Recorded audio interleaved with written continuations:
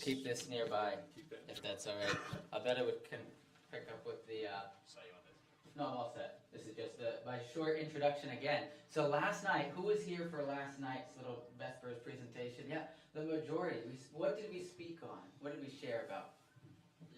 The blue zones. Yes, and the blue zones are, areas of the world where there's high concentrations of, what's the word, centenarians and nonagenarians, right? People living to 90 and 100 and above.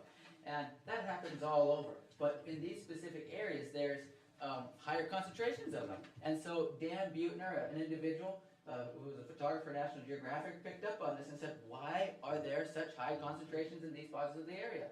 So he put together a team of scientists, demographers, epidemiologists, all sorts of people, and said, let's figure out what are the common denominators behind all of these things. And we looked at several of those last night. But what we found at the end is many of them are very similar to what we have an acronym called New Start. And New Start, what does the N stand for? Who's familiar with it? The N, nutrition, E, exercise, W, water, New Start, S, sunlight, T, did I forget one? Temperance, air, rest, and trust in divine power. And just remembering this acronym and then remembering the words associated with the letters will help you to have a better, healthier life.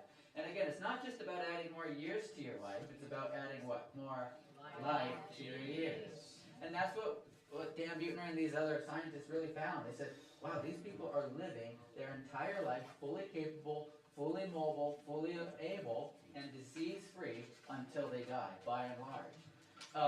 So by studying them, they said, what are those common denominators? And a lot of those common denominators can be boiled down to New Start. They boiled it down to 9 key factors, but New Start is easier to remember. So we're going to look at the acronym New Start and maybe have a little blurb on each one of them for our Sabbath school time. And actually, also, we have spirit of prophecy that tells us we ought to actually, whenever we have any disease or any discomfort or anything, we ought to treat the disease with these first before moving to other interventions. So whenever you do find that you're sick or you're having some sort of chronic illness, start thinking back. All right, what is the New Start can I be applying better? Awesome, thank you, Kimmy. So what aspect of New Start can I apply and get that more habitual? And then you can move on to other interventions. So we're going to learn those keys today. So I'd like to invite Sydney, and we're just going to come up and share as it comes. All right, good morning. Good morning. So, what was the first letter in our acronym? N. And what did that stand for? Nutrition. Oh, that doesn't say nutrition yet. Okay. Nutrition. So, when we're talking about nutrition, what are we really talking about? Food. And what is food for our body? Fuel. Fuel. So food is fuel for our body, right? Now, if you have a car, are you going to put any kind of fuel in your car? No. It depends on how cheap you are. So, if you have a car and you put really cheap fuel or really not so great fuel in your car, is your car going to run? No. It will run, but is it going to run very well? No, and it's probably not going to run for very long, right? So we want to put the best fuel in our cars for it to run properly, right? And so the same thing with our bodies. We want to give our bodies the best fuel. So the question is, what is the best fuel for our bodies? Right? That's ultimately the big question we want to answer. Now, in order to find the answer to that question, where do we go to find wisdom? Wisdom begins From above. Knowledge of God. Knowledge of God, the fear of God, right? And so we want to go to the Bible to find out what the best type of fuel is for our body. And where do you think we could find that? In the beginning. In the very beginning. So when God created man, he created him perfect, right? And he created him in a perfect environment. So it makes sense that God gave Adam and Eve the best fuel that man could possibly have in the beginning. And so where in Genesis do you think we find, does anybody know where we find that ideal best fuel off the top of their heads? It's Genesis chapter 1, so right in the very beginning, and verse 29. And the Bible says, I have given you every herb-bearing seed which is upon the face of all the earth, and every tree in which is the fruit of a tree yielding seed. To you it shall be for meat. So what was that ideal original diet given in Eden? Fruits and nuts. Fruits and nuts. What else would be included in that? Grains and seeds, legumes, right? That's a seed. And so, do you think that God knew what was the best thing for them when He created them? Absolutely. And do you think that He would have given them the best thing first or the worst thing first? The best. So, a diet consisting primarily of fruits, nuts, seeds, legumes, and grains is what the Bible tells us is the best fuel for our body. Now, I would also include vegetables in that, but vegetables were given right after the fall, and since we still live in a fallen world, I would include vegetables in that as well. Because we really need to trust in God's wisdom in providing that extra nutrition to us after the fall. So, who can guess what this type of diet is called by the world today? Does anybody know what most people would call this diet today? Yeah, a whole foods, plant-based diet. That's what the world would call that today. And in fact, Cambridge University and Cornell University have conducted quite a few large-scale studies, and they found that individuals who are on whole foods, plant-based diets with good variety lived 15 years longer on average. It's pretty significant. So what exactly is a whole food, plant-based diet? Let's break it down. Whole food, what does that mean? The entire food. The entire food. Unprocessed. That's very important. Yes. Nothing taken away, nothing put in. Nothing taken away, nothing put in. So when I think of a whole food diet, I'm thinking of a diet that your food looks like food. Looks like the way that it was grown, right? So it's as close to its original state as possible. And so we want to make sure that we are avoiding the processed foods. So things like that are going to be, your boxed foods where it says just add water and mix it up, right? Or your frozen prepared meals. I hope I don't get attacked for this, but your veggie meats. Those are highly processed.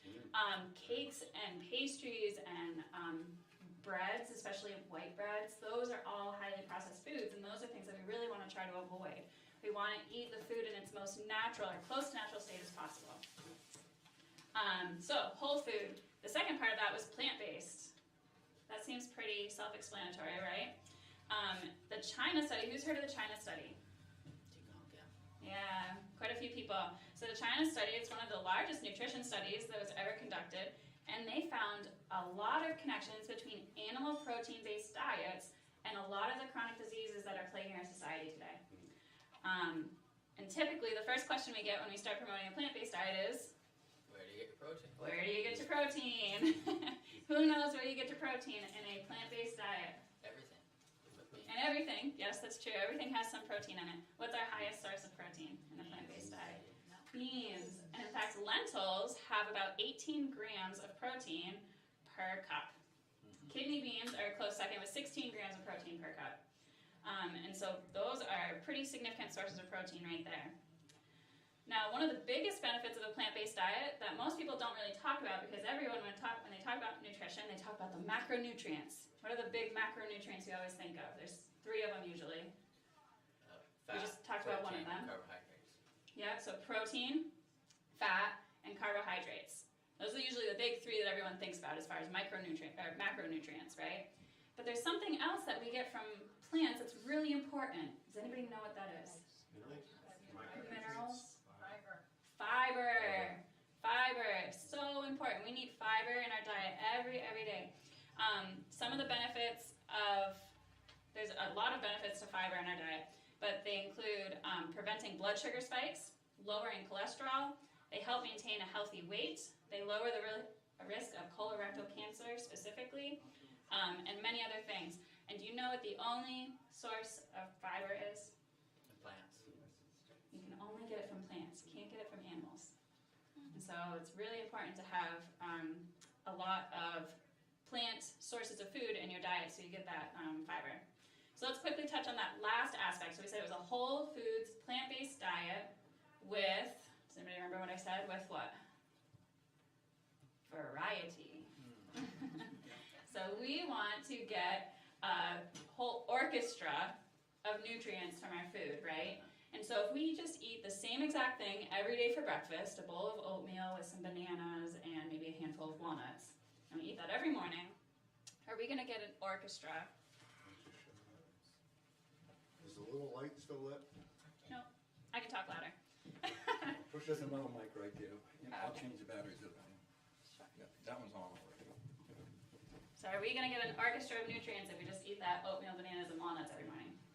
No. But maybe if one morning we have bananas and strawberries with some millet, and maybe we have a handful of pecans.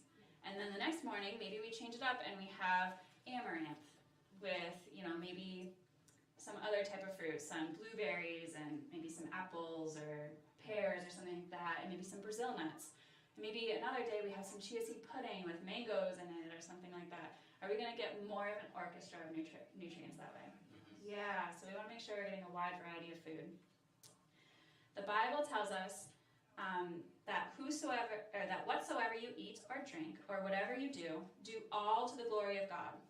So today, I want us all to strive to fuel our bodies with the best fuel that is available to us. And by the grace of God, we'll be able to glorify God in these bodies that He has given us. Amen. Excellent. We're doing a little project. We're building a lifestyle center actually in West Paris, and Jerry, with his carpentry skills, helped us with that. And he's going to share a little bit about exercise. But he was moving just as fast as anybody else, and climbing the ladders on top of trusses, moving around, holding the nail gun and the bent over for hours. And so he definitely has utilized the body that God has given him, and he wants to seek to continue to do that. So he's going to share a little bit with us. Thank you. Morning, everybody. Morning. So yeah, I got to meet Josiah on Monday. It was a little work bee up at West Paris. West Paris, yes. So it was interesting. There was a lot of people there. It was a busy day. Got a lot done. Yeah. I talked with Rick last night. They got some more done on the backside. Yeah. Quite a bit. So it was nice. So yeah, exercise is really important, right? We just talked about the food that we need to fuel our bodies when we exercise. And exercise is just absolutely huge for us.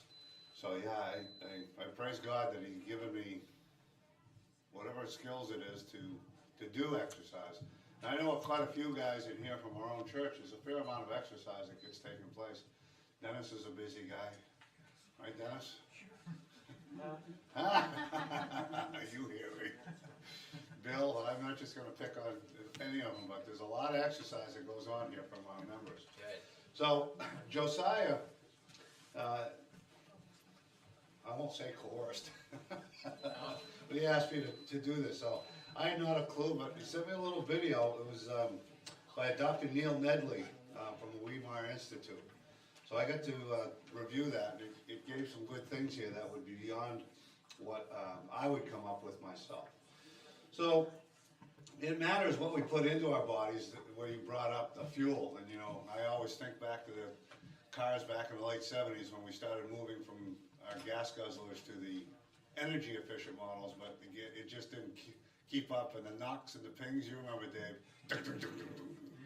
right? The wrong fuel. So what we put in there is really important. So I want to run through these, what we do with our bodies. And he started right out with birth. Now a lot of us here, we're beyond that point in our lives. Where we're starting new families.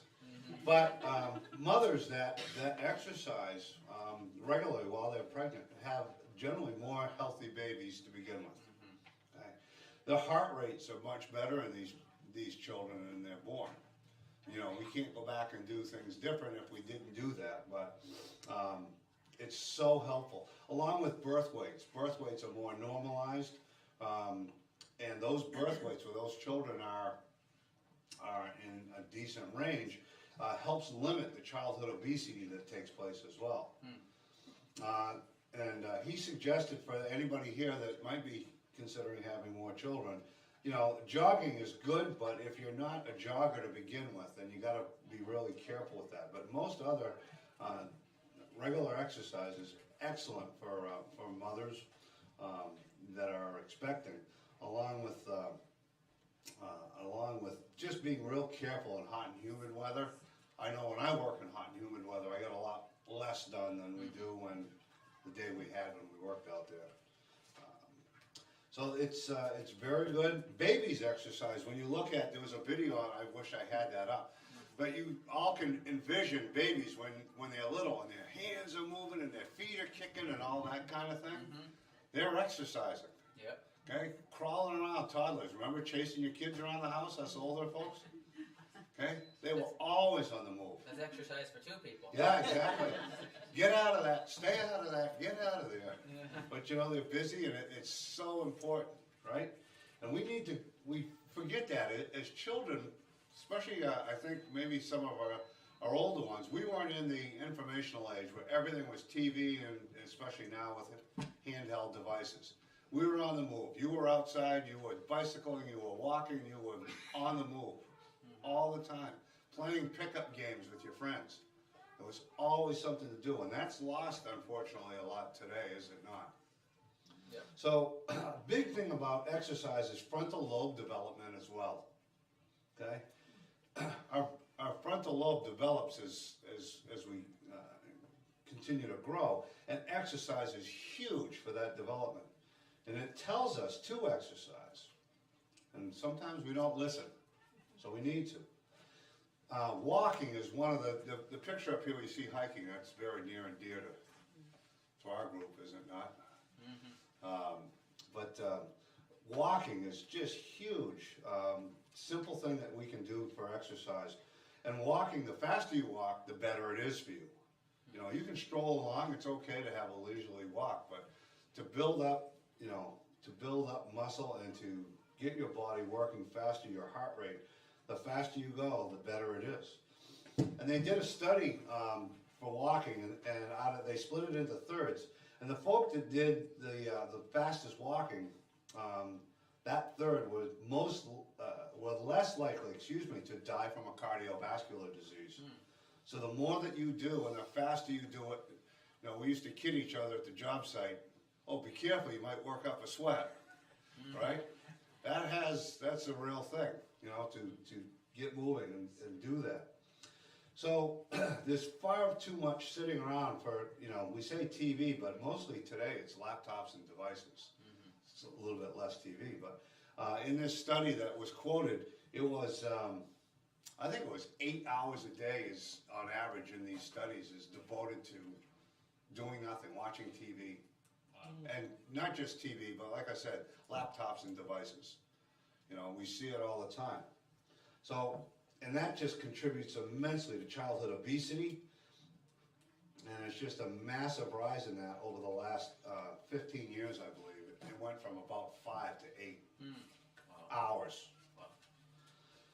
There was another study that they did, and people listed what their most exercise they got in a day. And the number one answer was the moving around just to cook and eat. That was it.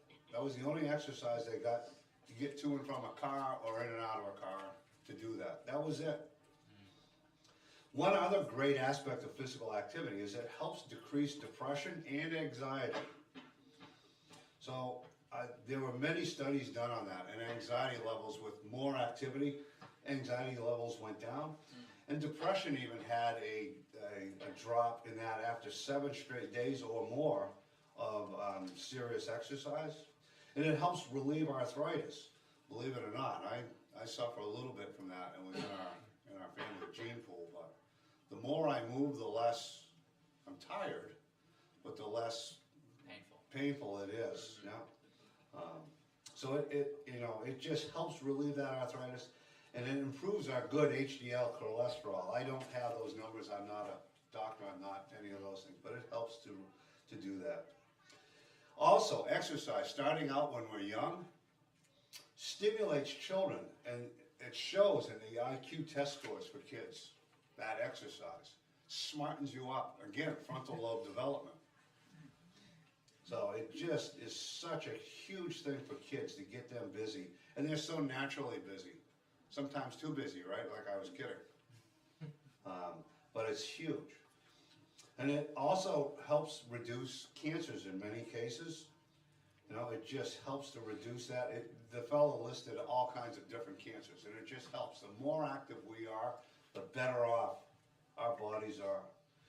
Okay, and it reduces obesity. But the studies show that, like, if you're exercising for at least 50 minutes, hard exercise too, you know, not just walking around the house, but 50 minutes a day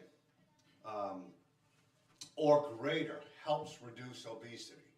Anything less, it helps. It's very good, but it doesn't help as much.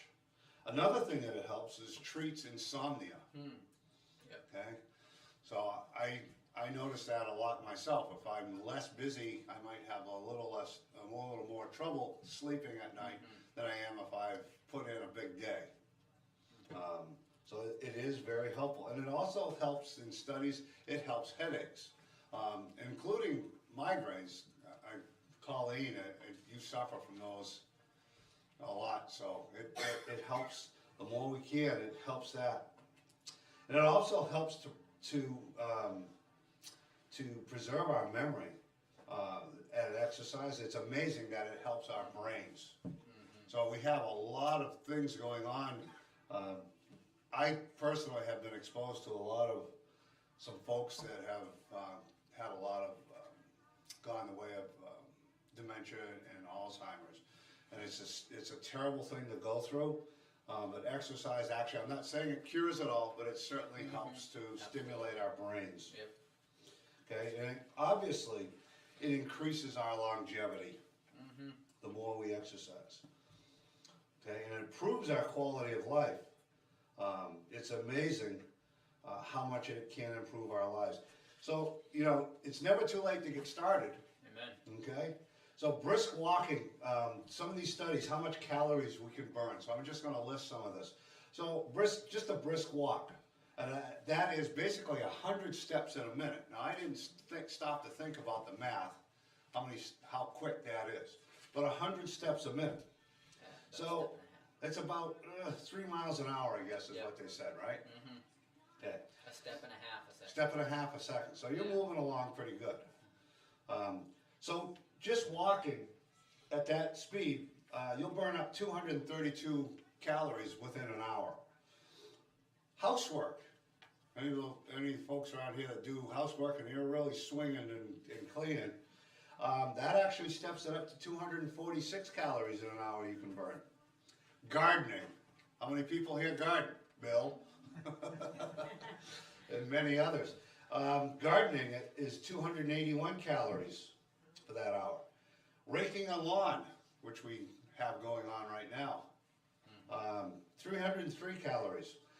Mowing by hand. Matter of fact, and I'm not talking the self-propelled mowers, which we probably all have.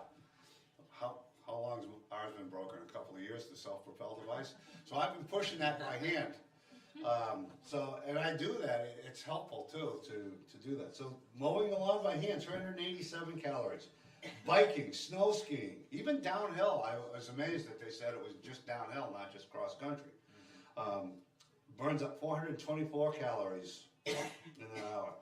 Backpacking, one of my favorite activities with my brother and others. 493 calories per hour you burn up doing that. And then it was kind of a combination of I'll say sports, playing basketball, something, that you definitely put your exercise into, playing basketball, or if you're a hockey player, that kind of thing, you're exercising. And running burns up to and over 1,000 calories per hour. So that regulated exercise is just awesome. Working with your hands, Josiah had brought this up. So not just working with your hands for exercise. And I never really thought about this, but when I sat back and thought about it, after what he had to share. It helps to improve our full cognitive and intellectual development. Yeah. In trades, all kinds of things, whether you're a carpenter, a plumber, electrician, a mechanic, and on and on and on, all of that. And also including music, where you work with your hands. They even talked about dishwashing, how that helps with, anything, working with your hands, period. Dave, doing all that on the machine, working with your hands. I don't do much, it's all pretty easy. Yeah, right, but it's still the thinking, the brain, and that exercise, moving your hands and doing that, just helps so much with our cognitive and intellectual development.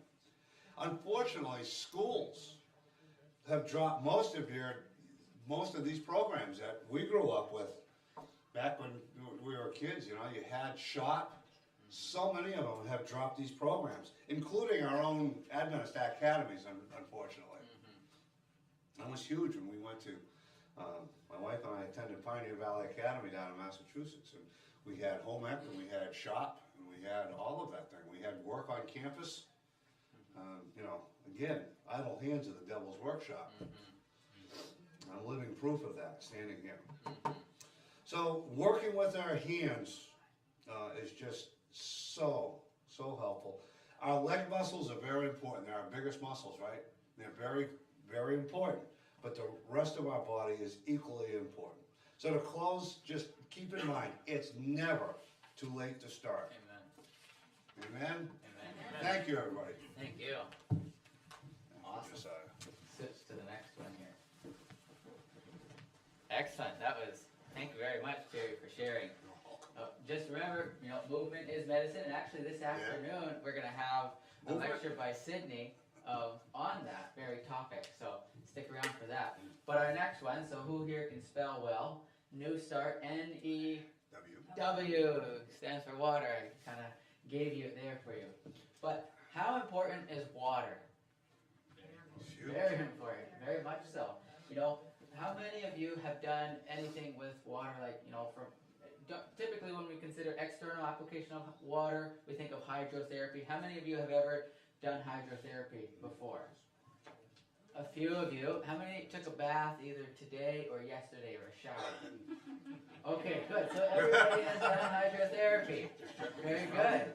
And hydrotherapy is just the use of water for a therapeutic purpose. So when you're drinking water, that could also be considered hydrotherapy. Most of you by weight is what? Water. Is water. Yeah. Absolutely. I forgot the percentage. Yeah, except it depends on your age, 75 to even 80%. But actually what they'll say is your percentage by weight of water goes down as you age. That really shouldn't be. That just is what happens, but it doesn't need to be the case. So we'd like to maintain that and drink plenty of water. We'll talk to some of those benefits. But, by weight, you're mostly water. Reason being is all your cells in your body, they move around a lot better in water. Oftentimes, like if you get a cut, you get an abrasion or something, you get this clear fluid, hyperfiltrate of the blood there. Well, that makes a very good environment for white blood cells to be able to move around, to bring prostaglandins, to bring skin, endothelial cells, everything over to where it needs to be. And it just makes a good environment for that. So moist cuts keep moist. But speaking of water internally, at least, your circulation is so crucial. What does the blood do that is so beneficial for our body? And we'll tie it into water. What are some things that the blood carries or does? Oxygen. Oxygen transfer. What else is transferred in the blood? Nutrients. What kind of nutrients? Or just, nutrients is a broad term, but, hormones, glucose, prostaglandins, everything matter of fact, is almost transferred by the blood. It's like the highway system for our body. If you get a cut, you need to get white blood cells to that area, prostaglandins, whatever. Or if you have an infection, or if you sprain your ankle, you need swelling to brace that area and to facilitate healing. But all of that circulation is facilitated by the blood vessels, but then also enhanced by being less viscous. Viscous is a fancy word for just being sticky and thick. So honey would be an example of a viscous liquid or viscous substance, okay? But when you heat up honey, what does it turn into? more liquid, right? Well, we can change the state or the viscosity of our blood two ways, by adding heat or by dilution, by adding water. So the best way to decrease the viscosity of your blood is simply like this. I'll show you. Possibly one of the single best things you can do for your health. Because if you have thick blood, it makes it very difficult for your heart to pump that blood through your vasculature. And I'll tell you, you've got something in your blood called red blood cells, which is actually how the oxygen gets transferred throughout your body, and specifically it binds to the hemoglobin, that protein that's on the red blood cell. But you have some blood vessels that are, some capillaries that are half the size of a red blood cell. So you're like, well, then that doesn't make sense. How does the red blood cell get through that capillary bed to continue the circulation? Well, actually, that red blood cell has to bend in half, okay? The red blood cell, literally, that biconcave shape folds over so it can fit through the capillary bed. Well, the thing is, if you have really thick and sluggish blood, what do you need to do to get that blood through that small capillary? And so all those red blood cells don't just get clogged and blood can't go through, and then you get ischemia further on. You get what do you do if you're having trouble getting some fluid through a pipe? You what? Lubricate, or you increase the pressure, right? And that's oftentimes what happens with actually it's actually the leading actual cause of death worldwide, high blood pressure, because it contributes to so many other diseases. But that's exactly what happens. We increase the pressure, but all that pressure exerts or exacerbates the problem on every single organ in your body, because the pressure you increase in one place, or you can't just increase the pressure in one place, you increase it systemically. So those tiny capillaries in your nephrons, in your eyes, in your kidneys, in your brain, it's all being increased. And so those capillaries are only one endothelial cell thick, just one cell thick, and so they can't take a lot of pressure. But as you increase, then they can have more opportunity to burst, to rupture, but also to try to deal with the increased pressure, they start forming scar tissue, and we call that arteriosclerosis, so that it can be stronger, so it can resist the pressure that's constantly being placed on it. All right, and then you're more prone, you can't actually dilate and constrict very well, and then even then you're more apt to form atherosclerotic plaques, because it's easier for fat to bind to it. But we'll get to that later today. But it's all due to having thick blood, by and large. It's the largest cause, because if it's continually hard to pump the blood through the body, well, it's hard on the system, it's hard on the pump. So all we need to do is drink water to decrease the viscosity of that blood, so that it's easy, so it flows very simply, and we can have a lower, our heart doesn't have to work as hard, lower blood pressure.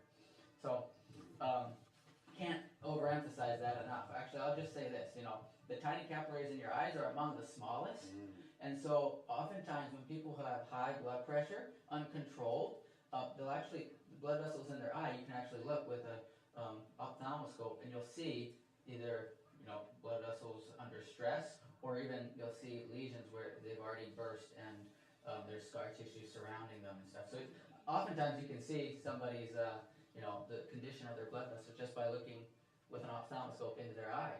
But what happens when they burst, the blood flow to the retina is no longer there, and if you don't have blood flow to a certain area, what begins to happen? You atrophy, or it dies. It doesn't have the life of the creatures in the blood, so if you're not getting life there, that retina is not getting nutrients. So, yes. I had an eye stroke in April. Yeah. And took the sight from my right eye. The prime example. And so there's a variety of things that can contribute to that, whether it was this one or not, or maybe. But the thing is those blood vessels burst, okay? But if we're drinking more water, this is not the only thing, might not be the reason why it happened to you, but it is statistically the leading cause of hypertension, just not drinking enough water. And so if we have very thin blood, not very unhealthfully thin blood, but easy for our blood to flow through those tiny capillaries, well then our heart doesn't need to raise the pressure to be able to get nutrients to that area. So the moral of the story is drink water for your blood, for circulation. So if you have high blood pressure, somebody that does, drink water. So that's just from a circulatory standpoint. But, Jerry brought up something about, arthritis. Oftentimes, the arthritis is, due to or caused by the rubbing between the joints, right? The synovial membrane and the synovial fluid within there is actually not very high, it's not very full, and so you have more rubbing of the cartilage in between, and then eventually that cartilage gets worn away, and then if it's very severe, you get bone on bone osteoarthritis, right? Well, if we are well hydrated, we can keep those synovial membranes full. They're like 99% water. And so that's one thing why these animals and babies, they're moving all the time, because as we move, we're bringing circulation to those joints. We're increasing the circulation. And so when we increase the circulation, we increase the hyperfiltrate that is coming to there, which can fill up the synovial membranes. We actually fill them up. So the first thing you do is you start moving. All right, when you move, you increase the metabolic activity, which increases the circulation to that area, which fills up those balloon sacs you can think of, and those bursas, and all these things that help to reduce friction and inflammation. So drinking water will help to limit that arthritic pain, especially, it's best to work to prevent it. But as we drink water, we're increasing the ability for us to circulate blood flow. And so if you already have something like arthritis, well then drinking more water is going to help nutrients get to that joint, to be able to bring the nutrients to there. The prostaglandins that the cartilage needs to fix it. So drinking water will help lubricate joints, make movement less painful. Think about it. If your joints are like this close, well, you can add some more cushion, so to speak, right? And you have more separation, more mobility within that joint. That's a very simplistic way to think about it, but it is sufficient.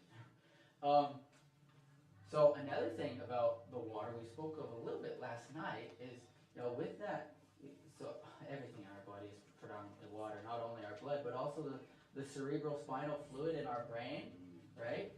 When that cerebral spinal fluid, if it's not very thin and fluid, it can't get to all the nooks and crannies of our brain. The brain's got all sorts of folds in it, and it helps to house these neuronal synapses. But oftentimes, our brain is active and it's metabolically active, and the result of metabolism, there's byproducts, and those byproducts need to get out of the brain. And how it happens is when we're sleeping, the blood vessels constrict a little bit, and that allows space for the cerebral spinal fluid to go into the brain and wash out the brain. Like you're washing off the car, get all that salt off, get the debris off. Well, the cerebral spinal fluid once the blood vessels constrict a little bit, it gives some active. Well, if you have very viscous cerebral spinal fluid, that's not going to be able to do that very well.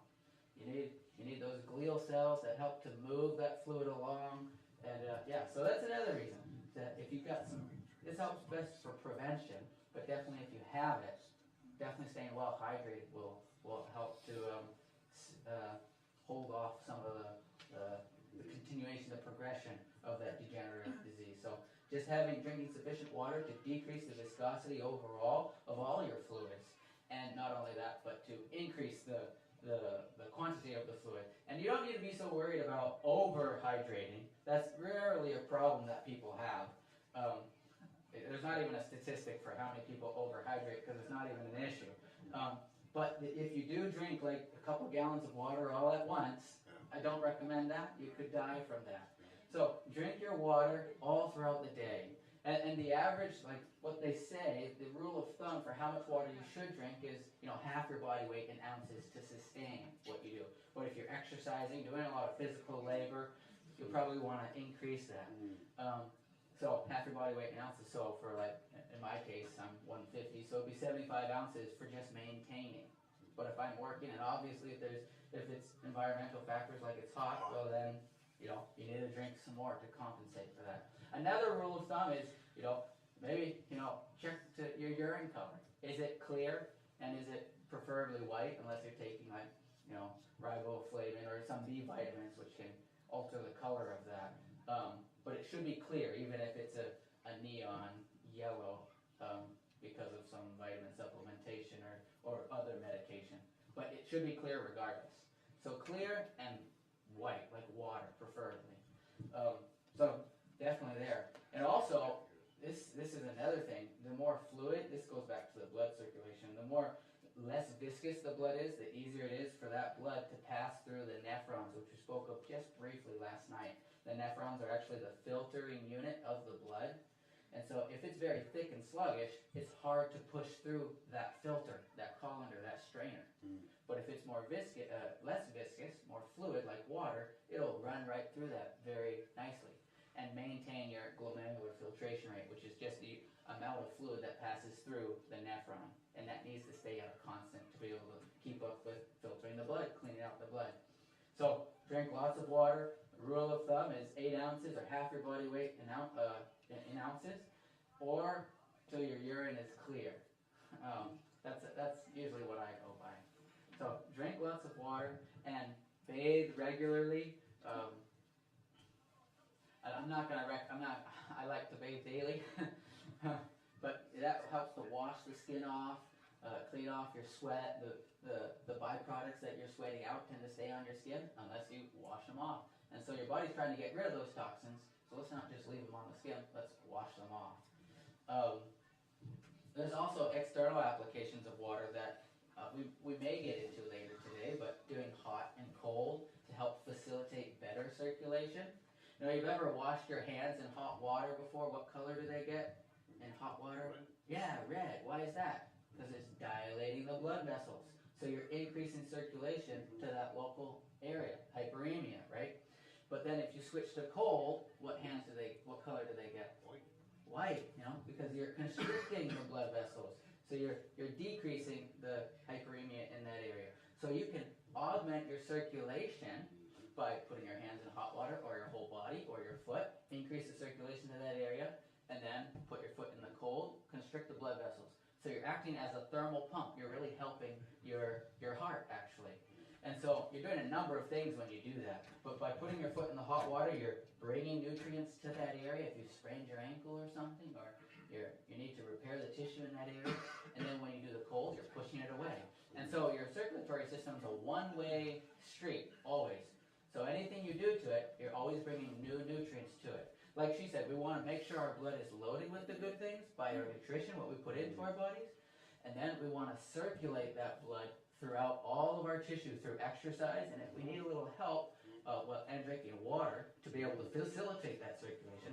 But then if we want to augment that with some specific treatment, like hydrotherapy, we can augment that to a specific area. That's not the only benefits of hydrotherapy, but that's a significant one. And actually, that dilation and contraction alone is beneficial for your vasculature.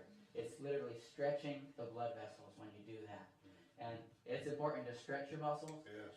Do the range of motion you want to keep. I like to say, your mom maybe said, brush the teeth you want to keep. Well, do the range of motion that you want to keep. So any range of motion that you don't want to be able to do, if you don't want to be able to raise your hand above your head, then you don't have to do that. But if you want to be able to raise your hand above your head, you've got to do it daily. So do the range of motion you want to keep, and to help facilitate, drink plenty of water to help keep your blood pressure down and increase circulation, because the life of the creature is where? In the blood. Hormones, nutrients, glucose, everything is in the blood. So we want to keep that circulation very good. So we've got water, and then what would be the next one before I... Yes. S. Here we go, sunshine. Remember, think of this acronym and think in your own life, how could I improve? Because we all can improve. All right, so sunshine, friend or foe? Friend and foe. Friend. So, you know, society today is working pretty hard to make us kind of afraid of the sun, right? But do you remember what God said when He created the sun? It is good. He said it was good. And God made two great lights, the greater light to rule the day and the lesser light to rule the night. He made the stars also. And God set them in the firmament of the heaven to give light upon the earth, and to rule over the day and over the night, and to divide the light from the darkness. And God saw that it was good. So God created the sun and He pronounced it good. Does God make anything bad? No. Mm-mm. In the garden, Adam and Eve, did they constantly have themselves slathered up in sunscreen? Or covered in, UPF fabric all the time? No, they were actually naked, weren't they? They weren't clothed. They were covered in light. And so God created the sun as a life-giving and healing thing, didn't He? So I do realize, though, that we are living in a world that has degraded by 6,000 years of sin, right? So not everything is still the way that God created it to be, and intended it to be, I should say. And so we do need to be wise in our use of different things. And we're going to talk about temperance next, but does anybody know the definition of temperance? Abstinence from all things harmful. Abstinence from all things harmful and Moderation. judicious use of that which is good. So we said the sun is not a bad thing, right? So are we supposed to abstain from it completely? No, but we are supposed to use it judiciously. And so when we're talking about the sun, what is one of the greatest benefits of the sun that we all think of? Vitamin D. So the interesting thing about vitamin D is we call it a vitamin, but it's really more of a hormone. Do you know that? So our body can actually synthesize it through a photosynthetic process of the UVB rays that we get from the sun. The efficiency of this really depends on the number of photons that can penetrate the skin, and that can be affected by a lot of different things. One of which is clothing. You would have lots of clothing on, covering your whole body all the time. You're going to have very little capability of getting that photosynthetic process to generate that vitamin D. Excessive body fat can limit it, sunscreen, and skin pigment. So when we're talking about skin pigment, for most white people, 30 minutes in the summer sun wearing a bathing suit, so a lot of skin exposure, can initiate the release of 50,000 IUs of vitamin D. So if anybody's familiar with vitamin D supplementation, you would know that that is a significant amount of vitamin D, right? And that is far above what anybody would ever recommend that you supplement. But the interesting thing is, when we are generating that vitamin D ourselves, when we are producing it, we don't have to worry so much about the toxicity of it as we would if we were taking it by supplement. So in terms of looking at skin pigment, tanned individuals can generate 20,000 to 30,000 IUs, and then dark-skinned individuals 8 to 10,000 IUs. So what do these benefits of vitamin D look like practically? Anybody know what some of our benefits of vitamin D are? Mood balance? Mood balance, yes, so it helps fight depression. What about our bones? Does it have some benefits for bone density? So it can improve calcification and strength of bones.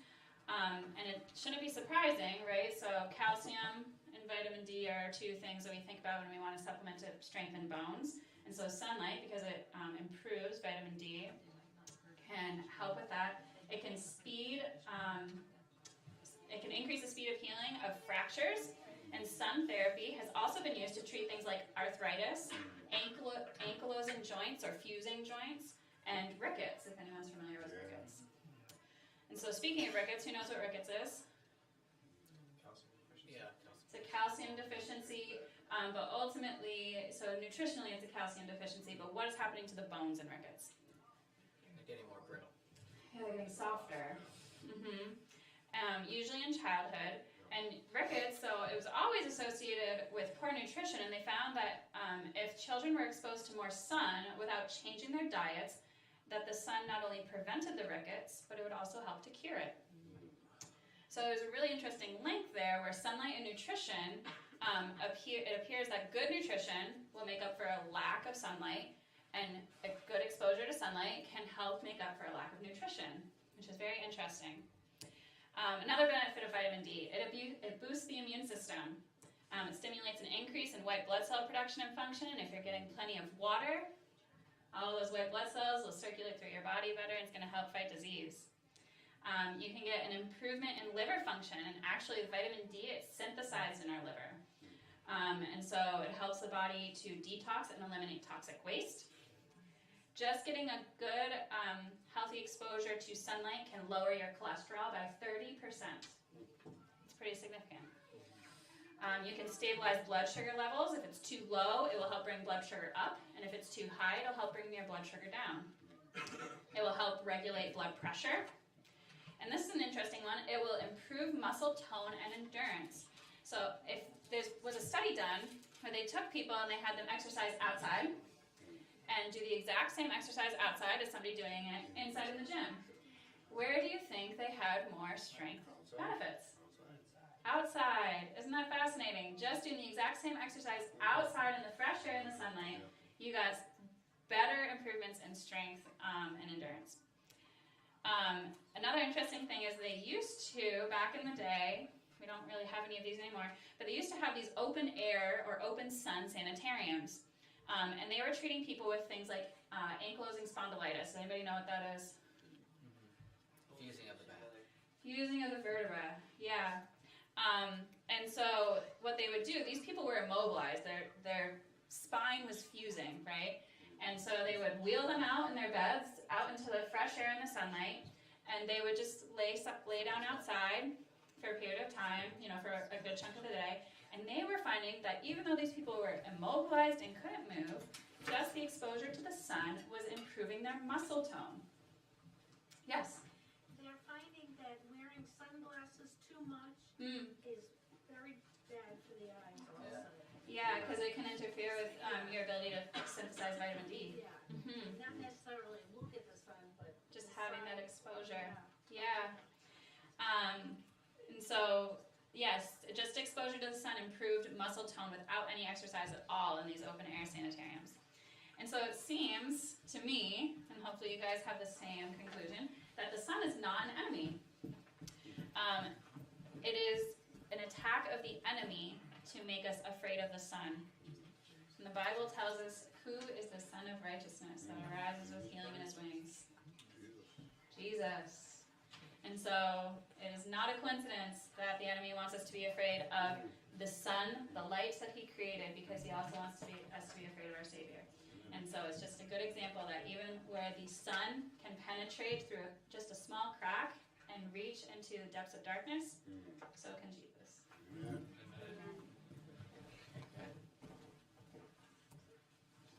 We have temperance, right? No, she stole my thunder. So the best thing that you can say about temperance, what is the definition of temperance? According to Sydney and according to many others. Abstinence of that which is harmful. Yeah, abstinence from that which is harmful, and I would say abstinence from all that which is harmful, and moderation in that which is good, or judicial use of that which is good. That's very important.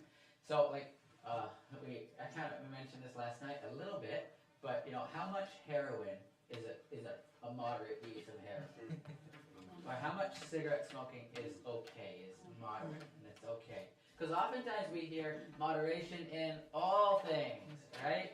No, Philippians 4:5 says, "Let your moderation be known to men, and bring praise to God through it," right? So we want that to be the case for sure. So we want to make sure, ask God, what are the harmful things that I'm doing that are not bringing honor and glory to you, that are not allowing me to be all that I can be, so that you can use all of me for the service and the glory of you to those around me. So how can I better improve so that I can be of more service to those that are around me? That's a key thing. Oftentimes, we think of health from a selfish motivation. How can I be healthier? How can I be able to experience more? How can I be able to go skiing or whatever it is that you like to do? That's not really the focus of being healthy from a Christian perspective. We want to be able to do more for God. We want to be vessels that are able to be used to the full function that God created us to be. So we don't want to contribute to the decline of that intentionally. Another thing that I really like to bring out with temperance is, oftentimes, like those who are training for a race or a marathon or something, they don't do certain things, and they're very strict sometimes with their bodies. If they're preparing for a triathlon, they wake up very early to get their run in, and then they're in the pool for several hours, and then they're biking for several hours, and they're not out doing maybe what their friends are doing, and they're taking care to what they put into their bodies, because they only want to do that which will help them to win the race, right? Has anybody here ever trained for something big of that nature, or no? Nobody here, huh? No, anybody trained for a marathon or a half marathon or a 5K? Yeah, 5K. When you're training for that, you put some energy into it, and what you would not normally do, you do because you have a goal. Well, even if we haven't done it ourselves, maybe it would be good to try to start something. But we all can understand the principle. Here in 1 Corinthians chapter 9, verse 25, if you have your Bible, which you should because we're at church, but if not, that's all right. There is one here somewhere. 1 Corinthians chapter 9, and starting with verse 24. Know ye not that they which run in a race, oh, okay, this is very practical. I think Paul's using a very good analogy. Those which run in a race run all. So 1 Corinthians 9:24. Know ye not that they which run in a race run all, but one receives the prize. So run that ye may obtain. So everybody that's running in a race is trying to at least finish if it's a 5K, but you know, if you're really running competitively, you want to get the goal or whatever the prize is. In verse 25, and every man that striveth for the mastery, that's looking for the gold, is temperate in all things. Now these people who are striving for this, medal or whatever, they do it to obtain a corruptible crown, where moth and rust can corrupt, right? They do it to obtain a corruptible crown. But we, talking as Christians, we do not. We are striving for an incorruptible crown. Eternity, heaven, eternal relationship with God. That's in heaven, and in heaven is where moth and rust don't corrupt. So it's eternal. Amen. Verse 26, I therefore so run, not as uncertainly, so fight I, not as one that beateth the air, so it's not purposeless or pointless, but I keep under my body and bring it into subjection, lest that by any means, when I have preached to others, I myself should be cast away. So he's saying, I don't let my body make the decisions. I let my mind make the decisions. Sometimes you don't feel like doing certain things. If you know that it's the right thing to do, you have to bring your body into subjection. These are the lower members. We have to be governed by our higher powers, a higher member. So don't be overcome by your body, but overcome your body with your mind. And let your mind be renewed by Jesus, by the Holy Spirit. Let this mind be in you, right? Christ's mind in us. So let's keep that in mind. And, this is between you and God. Whatever should be thrown away, ask Him to give you the power to reject it. Because remember we looked at Psalms chapter 1, verse 1, word 1. Blessed or happy is the man that keeps God's precepts and doesn't follow after the counsel of the ungodly. God wants us to do everything for our happiness. He's not saying anything arbitrarily like, I want you to do this because I want it. No, everything that He asks is for our good. He's not asking you to do anything that is harmful to you. Everything that He says is beneficial. So I just pray that we, really, and maybe your personal private prayer, ask God, Lord, what can I do that'll maybe make me a better servant for you, take away everything that's damaging me so I can be there for others more. So that's temperance in a nutshell, and you can think of that. Here we have air. Bill Fickett's got some things on air for us.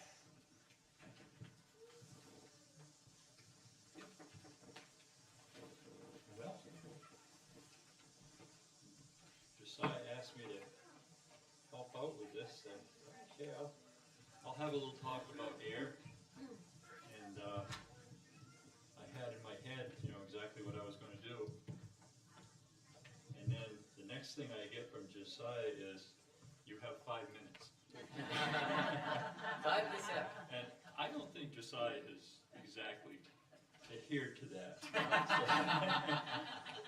So I'm gonna take a cue from him. I might go a smidget over, maybe 1 minute. I did say allow the Spirit to lead. Yeah. So how important is air? Very important. It's probably second only to trust in divine power. So I'm just going to read a little bit. Has anybody got this? Yes. Has anybody seen it? If you're at the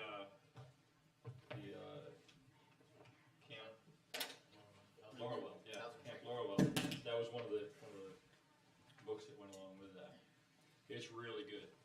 It's very straightforward, and I wasn't gonna use it initially, but when I helped out, I only had 5 minutes, I decided, I better What's the get name a of it? post guideline.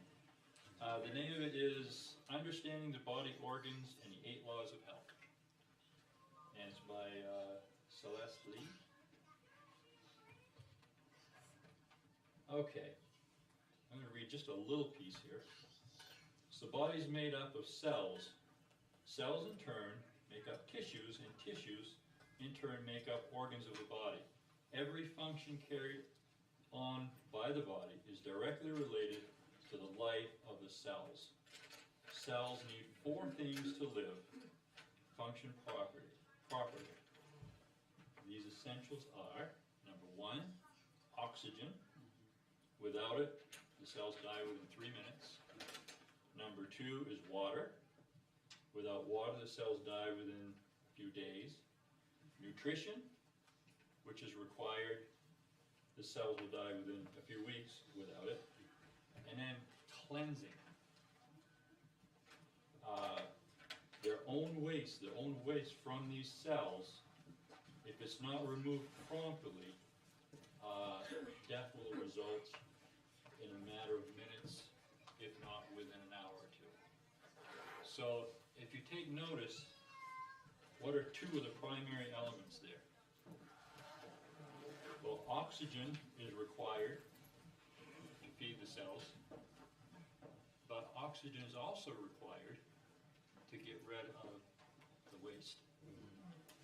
So oxygen is, the fresh air that we're breathing is not only feeding us, it's also taking care of the waste.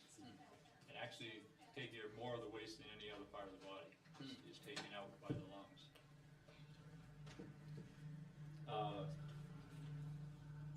2 primary things, oxygen in and waste out. The body's supply of oxygen is transported on the red blood cells, which is picked up as it goes through the lungs. Okay?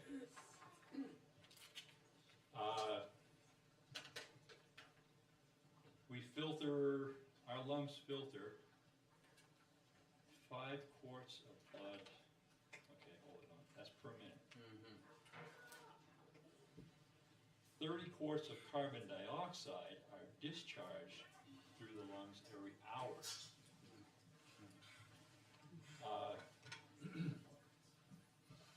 Deep breathing, more is better. This is one of those things where more is always better. I suppose you could hyperventilate, but that's another thing altogether. That wouldn't be deep breathing. That would, so we're talking about the negatively charged ions which are in the air, and where do we find the best negatively charged air? After a rainstorm? By the After a ocean? thunder lightning storm actually is best, but outdoors. Inside here, the walls, the clothing we're wearing, everything is absorbing all those ions, those negative. And your person sitting beside you is also using up some on you. So what do you suppose is happening as we're sitting here, listening to this lecture? Falling asleep? We start falling asleep. Why? Because of lack of oxygen. Because Yeah. the air is slowly getting depleted, more and more Let's depleted, open the right? window. So, you know, it's a little chilly to open the window. But one thing that we definitely will want to do, and I would encourage people to do this, and some people might say, oh, well, it'll make chaos. Go outside. Right. Between every meeting today. Go outside, lose the nerves. If you're a nervous type person, if you're wound